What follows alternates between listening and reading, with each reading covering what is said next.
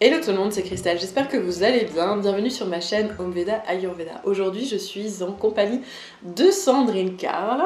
Donc Sandrine, en fait, elle est coach en business, elle est formée à la psychologie positive et aux neurosciences. Et aujourd'hui, on a décidé de faire une vidéo où on va t'expliquer ensemble, en fait, comment mettre l'Ayurveda au service de son business. Alors, peu importe que tu sois thérapeute, que tu sois freelance, que tu aies une entreprise un petit peu plus classique, entre guillemets, l'Ayurveda et les médecines naturelles sont absolument géniales pour avoir une bonne hygiène de vie quand on est entrepreneur. À ce sujet, on organise, Sandrine et moi, un atelier gratuit en ligne sur le thème « Comment enfin trouver une voie alignée avec ses valeurs et s'accomplir professionnellement ». Si ce sujet t'intéresse, je t'invite à t'inscrire sur le lien qui est juste en dessous et à vérifier qu'il y a toujours une place qui est disponible. Alors pourquoi on va parler de l'hygiène de vie en fait dans l'entrepreneuriat? Alors bon, moi j'avais déjà envie de raconter comment on s'est rencontrés en fait, Sandrine et moi, parce qu'en fait Sandrine est une ancienne de mes patientes. Ouais, c'est vrai, c'est vrai. Donc en fait toi c'est vrai qu'à un moment donné en fait dans ton parcours entrepreneurial, t'as pris un petit mur on va dire, Un gros mur. et t'avais besoin de conseils en hygiène de vie. C'est ça. En fait, ce qui s'est passé, c'est que je me suis lancée en 2017 et pendant à peu près un an, j'ai foncé. J'ai fait tellement de trucs, j'ai créé des programmes, j'accompagnais des personnes en individuel, j'ai créé un mastermind, enfin je faisais vraiment des tonnes de choses et je courais tout le temps et je m'imposais toujours plus en fait de tâches à accomplir dans une journée, je m'imposais toujours plus d'heures de sport, je m'imposais encore plus une diète carrée, enfin bref. Et je m'éclatais vraiment là-dedans. Mais un jour, je me suis retrouvée à 8-6 de tension, en fait. Et je pouvais juste plus rien faire. J'étais plus en capacité de... Enfin, quand je me levais, ma tête tournait, je voyais des étoiles. J'ai passé 3 semaines en fait, sur mon canapé à me demander en fait qu'est-ce qui se passait et comment est-ce que j'avais pu en arriver là. J'ai la chair de poule quand tu racontes ça. Ouais. Et même pour moi c'est difficile en fait parce que je vous avoue que c'est la première fois que j'en parle publiquement. Donc c'est pas forcément... voilà, je sors un peu de ma zone de confort, mais en tout cas voilà, c'est ce qui s'est passé. Et je vous assure que quand on a... vous connaissez Christelle, donc vous connaissez les profils, moi j'ai une dominante Pitta. Donc tendance à croire que je suis Wonder Woman et que je peux absolument tout faire et que je n'ai aucune limite. C'est ça, à se rendre compte qu'on a des limites quand on a grillé la dernière cartouche en fait. Ouais, c'est ça. Et du coup, donc il y a effectivement la phase où en fait on se prend le mur et juste on est explosé à tous les niveaux. Ouais, émotionnellement, physiquement, mentalement, le burn-out, spirituellement. C'est de destruction en fait. Tu crames comme toute la personnalité, l'identité que tu avais créée à un instant T, elle disparaît. Parce que tu ne sais même plus en fait ce qui est bon pour toi ou pas. Et ça a été extrêmement compliqué pour moi parce que je savais tellement plus en fait ce qui était bon pour moi que du coup j'ai commencé à écouter les gens autour de moi. Et c'était des conseils qui étaient bienveillants mais qui n'étaient pas adaptés. Et j'ai fini par contacter Christelle en fait. Je lui ai dit écoute voilà. C'est ça. Et en fait quand tu m'as contactée, moi j'ai vu une petite Sandrine qui était en pleine grosse bataillite là pour le coup après un burn-out. Ouais, c'est clair. Et c'est vrai que quand tu m'as raconté ce que tu faisais, je me suis dit ok en fait là c'est trop, là c'est too much, en fait t'es allé trop loin mais tu savais pas en fait que t'allais trop loin parce que justement t'avais une dominante de type Pitta. Alors si tu arrives par cette chaîne là sans connaître l'Ayurveda, je t'invite à regarder mes playlists sur les profils ayurvédiques, tu vas comprendre d'un coup de quoi on parle. Si tu connais en fait l'Ayurveda, effectivement ça s'applique beaucoup déjà dans le monde de l'entreprise, peu importe d'ailleurs que tu sois salarié, que tu sois entrepreneur, mais quand tu es entrepreneur c'est d'autant plus intéressant en fait de connaître son profil ayurvédique et de connaître l'hygiène de vie qui est adaptée parce que c'est vrai que quelqu'un comme toi en fait si t'avais su avant, en fait, c'est vrai que Pitta, voilà, c'est vraiment girl boss, on y va à fond. Et moi, j'ai pris un burn-out dans la gueule aussi à un moment donné, quelques années avant toi. Mais moi, j'ai pris la maladie de Lyme en pleine tronche, quoi. Donc, moi, j'ai passé 3 mois en PLS sur un canapé. Je ne pouvais même pas marcher plus de 10 mètres sans être épuisée, tu vois. Donc, c'était une période de ma vie très difficile aussi. Et on l'apprend à la dure, sauf que l'idée c'est qu'on n'est pas obligé d'apprendre toutes ces choses-là à la dure. C'est pour ça aussi qu'on a créé un programme qui s'appelle Dharmasana qui est là pour accompagner en fait les entrepreneurs 2.0 avec justement mes connaissances dans l'Ayurveda, les médecines naturelles et les connaissances de Sandrine en fait sur la psychologie et les neurosciences. Pour justement baliser en fait un chemin en avance parce que c'est vrai que quand on sait ce qu'on doit mettre en place en tant que profil ayurvédique type, entrepreneur, on va dire, ça permet d'éviter de faire des conneries en fait.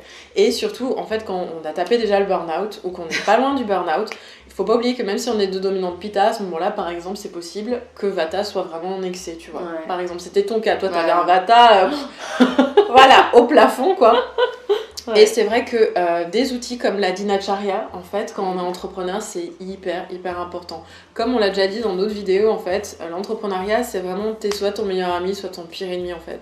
Et il faut apprendre à mettre des cadres, et souvent, la plupart des gens, ils savent qu'il faut mettre une certaine routine, une certaine rigueur, en fait, quand on est entrepreneur, sauf que la même recette ne marchera jamais pour tout le monde. C'est surtout qu'en fait, tout le monde, je crois, aujourd'hui, a entendu parler de la morning routine, tu vois. Ouais. Et typiquement, moi...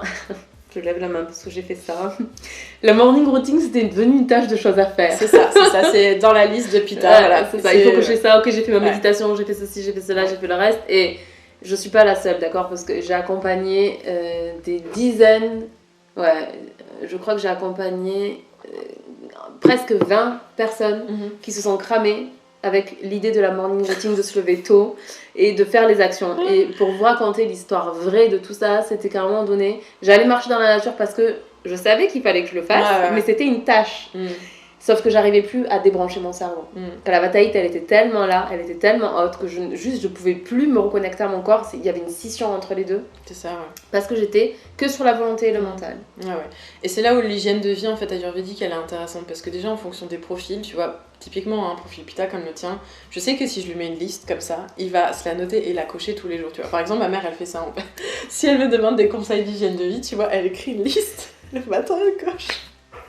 Au fur et à mesure, tu vois, et puis après je me demande, mais est-ce que t'as vraiment profité? Je sais pas trop. Ouais, c'est ça, c'est drôle. Voilà, donc ça c'est comme ça que Pitta fonctionne. Je sais que voilà, Vata ça va être autre chose, Kapha ça va être encore autre chose. De toute façon, tout ça on en parle en long, en large, en travers dans Dharmasana. Mais l'hygiène de vie en fait, elle est super importante, tout simplement parce qu'elle va te permettre une stabilité. Ça va permettre aussi de mettre une balise au début de journée et à la fin de journée. Et c'est des repères en fait dans un quotidien qui change constamment, dans un quotidien qui est extrêmement instable quand on est entrepreneur, dans un quotidien qui risque du coup la bataillite chronique, même chez un Kapha en fait. Ça permet d'avoir des balises, des repères, des sécurités en fait, et des moments juste avec soi de bien-être. Et ça c'est hyper important pour les entrepreneurs parce qu'encore une fois, le capital de l'entreprise c'est toi en fait.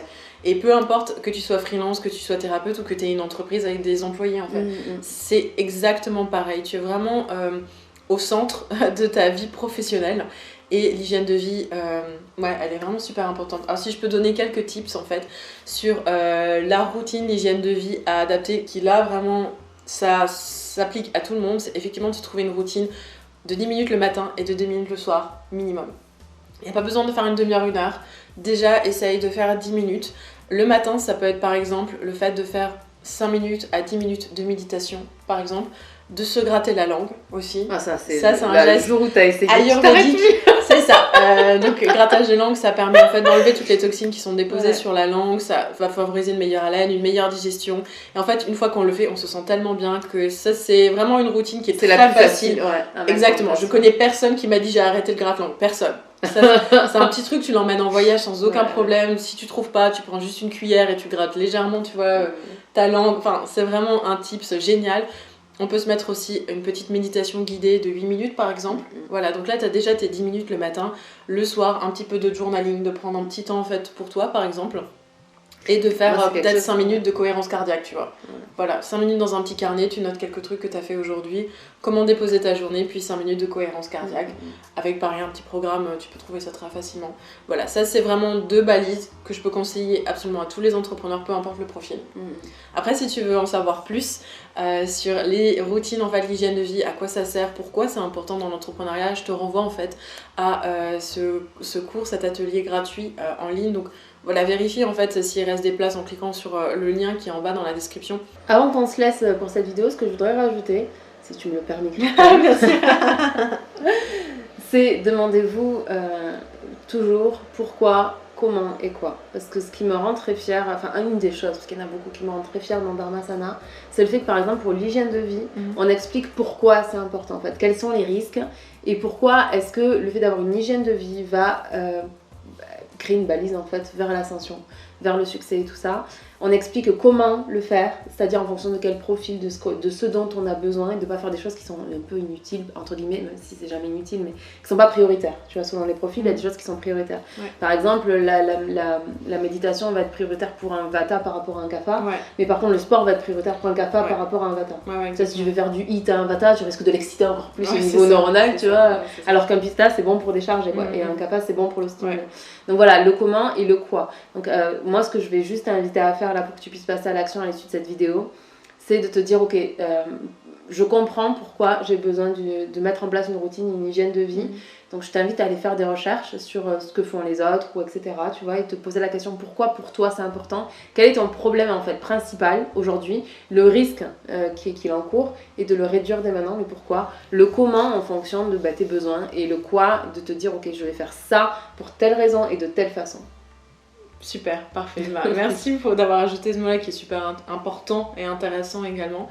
On se retrouve dans une prochaine vidéo sur donc, les thèmes de l'Ayurveda et de l'entrepreneuriat avec Sandrine. Allez, ciao ciao. Ciao ciao.